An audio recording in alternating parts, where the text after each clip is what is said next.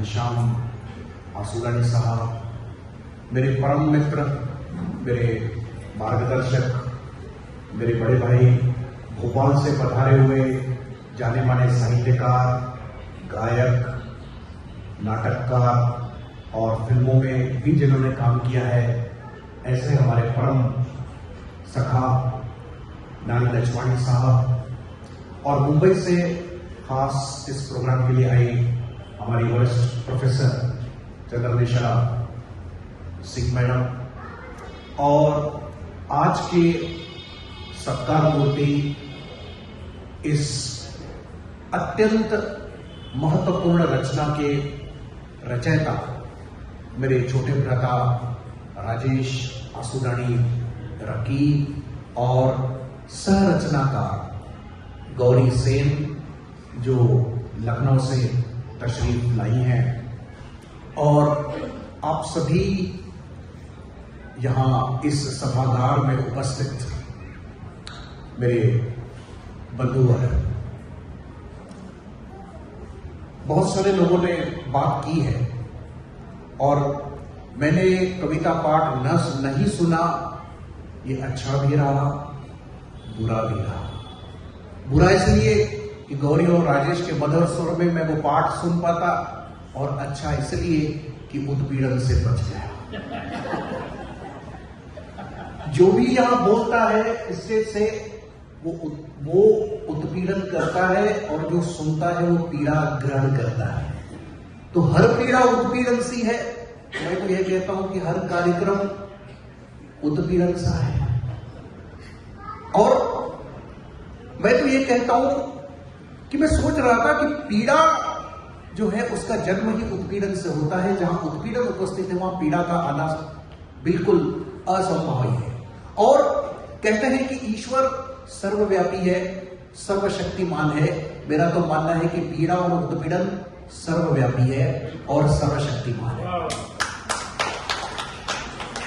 क्योंकि मैं ख्याल कर रहा था कि माता जब किसी बच्चे को जन्म देती है कि जिस प्रकार की प्रसव पीड़ा से वो गुजरती है, तभी किसी नवजीवन का अंकुर इस धरती पर उपजता है। तो इतना बड़ा ब्रह्मांड जिस ईश्वर ने पैदा किया होगा उसके पास कितनी पीड़ा होगी, क्योंकि जन्म ही पीड़ा से होता है। इसलिए संपूर्ण संसार को पैदा करने वाला यदि ईश्वर है तो ईश्वर के पास भी अनंत पीड़ा थी। और इसलिए संपूर्ण संसार में अगर कुछ शाश्वत है, वो शाश्वत ब्रह्म नहीं है, वो शाश्वत ईश्वर नहीं है, वो शाश्वत है पीड़ा और उत्पीड़न और इसका कुचक्र। और इस कुचक्र को अपने रचना का केंद्र बिंदु बना करके जब राजेश और गौरी हर पीड़ा उत्पीड़न सी बात करते हैं, तो निश्चित रूप से अलग अलग परतें खुलती चली जाती है अर्थों की, अलग अलग परतें खुलती चली जाती है हमारे मस्तिष्क की, अलग अलग परतें खुलती चली जाती है अपने हृदय की, अलग अलग परतें खुलती चली जाती है हमारे संवेदना की, हमारी वेदना की। अगर मैं इतिहास पर एक दृष्टिपात करूं, पौराणिक संदर्भों पर दृष्टिपात करूं, तो इस कविता के अंतर्गत इतिहास भी मौजूद है, इस कविता के अंतर्गत पौराणिक संदर्भ भी मौजूद है, इस कविता के अंतर्गत संस्कृति का विवेचन भी मौजूद है, इस कविता के अंतर्गत संस्कार को उलट पुलट करके देखने का भी प्रयास किया गया है। इस कविता के अंतर्गत मानवता के कुछ चिंगारियां भी दिखाई देती है, और इस कविता के अंतर्गत एक सामाजिक सरोकार भी दिखाई देता है, और इस कविता के अंतर्गत एक गहरा दर्शन और गहरा चिंतन भी दिखाई देता है। और जिस कविता के केंद्र बिंदु में इस प्रकार का गहरा चिंतन, इतना गहरा दर्शन होता है, निश्चित रूप से मेरे दोस्तों ये कविता बहुत दूर तक जाती है। कितने लोग इसको पढ़ते हैं इससे कोई मतलब नहीं है। जो लोग पढ़ेंगे वो बिना प्रभावित हुए, बिना आंखों से अश्रु बहाए इस कविता को ग्रहण नहीं कर सकते, इसका दावा मैं यहां कर सकता हूं। कविता मनोरंजन का साधन नहीं है, कविता तालियां बजाने का साधन नहीं है। कविता इस संसार के अंतर्गत जहां जहां किसी दीमक ने कुतर करके गया है, उस दीमक के कुतरन को अपने रचना संसार में उतारने का नाम है।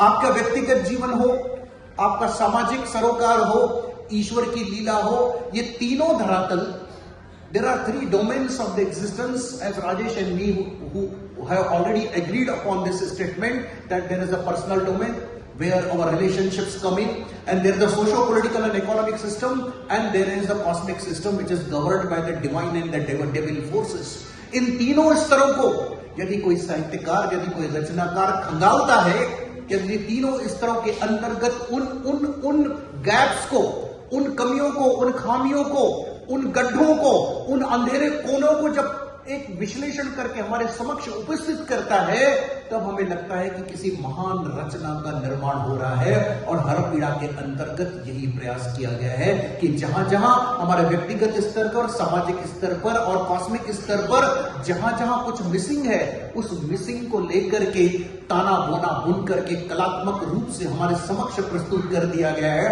ये रचनाकारों के अंतर्गत कितनी साहित्यिक कुवत है, इस बात का एक स्पष्ट प्रमाण आपके समक्ष उपस्थित है। यदि मैं किसी प्रतीकों के माध्यम से बात करने का प्रयास करूं तो सीता पीड़ा है, राम उत्पीड़न है, राधा पीड़ा है, कृष्ण उत्पीड़न है, धृतराष्ट्र पीड़ा है, श्री कृष्ण उत्पीड़न है। यदि मैं ऐसा कहूं, कर्ण पीड़ा है, अर्जुन उत्पीड़न है। यदि मैं बात करूं कि अश्वत्थामा पीड़ा है, धर्मराज उत्पीड़न का साधन है। यदि इस प्रतीकों के माध्यम से यदि हम संपूर्ण एक पौराणिक संदर्भों को उपस्थित कर लें और इस पौराणिक संदर्भों को आधुनिक संदर्भों पर प्रतिष्ठित कर लें, तो आपको भूतकाल, भविष्यकाल और वर्तमान काल में यदि शाश्वत धारा कोई बहती हुई दिखाई देगी तो वो पीड़ा की है, वो उत्पीड़न की है। और ये रचना धीरे धीरे अपना स्पेस ग्रहण करती है। कुछ रचनाएं होती हैं जो पॉपुलर हो जाती हैं, लेकिन उन रचनाओं की जो क्षमता होती है वो हॉरिजॉन्टल होती है। और इस रचना, ये किताब की क्षमता जो है वो वर्टिकल है। आने वाले 500 साल, 1000 साल बाद भी किसी के हाथ में यदि हर पीड़ा की पुस्तक आएगी तो इस बात का दावा है कि वो हिल करके रह जाएगा। उसके भीतर कोई एक कंपन होगा और ये कंपन जितना दूर तक जा सकता है उतनी ताकत रचनाकार की होती है, उतनी ताकत उस रचना की होती है। ये मेरा स्पष्ट मानना है।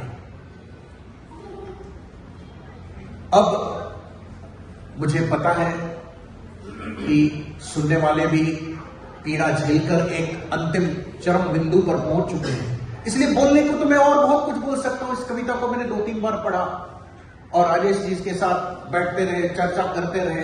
इसमें बहुत सुंदर बंद आते हैं, कर्ण का जिक्र आता है, अयोध्या का जिक्र आता है, हमारे राष्ट्रगान का जिक्र आता है। इस प्रकार के पौराणिक संदर्भों के आसपास ये रचना घूमती चलती है और कुछ न कुछ देती चलती है, चिंगारियां छोड़ती चलती है। और हम अचंभित से रह जाते हैं, हम परेशान से हो उठते हैं। और ये कविता पढ़ने के बाद हम आनंद नहीं, हम चीख उठते हैं, हम चित्कार कर उठते हैं। और सारा इतिहास चित्कारता है, सारा पौराणिक संदर्भ चित्कारते हैं, सामाजिक सरोकार चित्कारते हैं, हमारी राजनीति चित्कारती है, हमारा अर्थशास्त्र चित्कारता है, हमारा पूंजीवाद चित्कारता है और हमारा मानवता भी चित्कारती है। तो ये चित्कार उत्पन्न करने की क्षमता जिस रचना में है, वो रचना निश्चित रूप से साधुवाद का पात्र है। और इस रचना का लोकार्पण समारंभ राजेश जी जब 50 वर्ष अपने जिंदगी के पूरे कर रहे हैं, तो ये बहुत बड़ी उपलब्धि है कि 50 वर्ष की आयु में इतनी सुंदर कविता, इतनी महत्वपूर्ण कविता, इतनी खंड काव्य के रूप में हमारे समक्ष उन्होंने लाई है। आप हमारा साधुवाद गौरी जी और राजेश जी आप स्वीकार करें। और आपने हमें इस लायक समझा कि हम यहां पर आए और हम इस कविता पर बात कर सकें। और बहुत अर्थों में यह कार्यक्रम अपने आप में ऐतिहासिक कार्यक्रम है। एक तो इतनी बड़ी कविता 2 कवियों द्वारा लिखा जाना ये अपने आप में एक अद्भुत चमत्कार है। और इस कार्यक्रम का कोई अध्यक्ष, कोई मुख्य अतिथि नहीं है। आपने देखा इन्विटेशन कार्ड में ऐसा नहीं है। और इसलिए नहीं है कि ये फॉर्मल कार्यक्रम नहीं है, कोई औपचारिक कार्यक्रम नहीं है, ये पारिवारिक कार्यक्रम है, ये अपनत्व का कार्यक्रम है, ये साहित्य का कार्यक्रम है। और हम सभी भ्राता भाव से इस कार्यक्रम के अंतर्गत उपस्थित हुए हैं। और इसलिए इस फॉर्मेलिटी की ना तो आवश्यकता थी, ना ही उसका कोई औचित्य था। बस अब कविता समाप्त, रोटी की ओर। नमस्कार।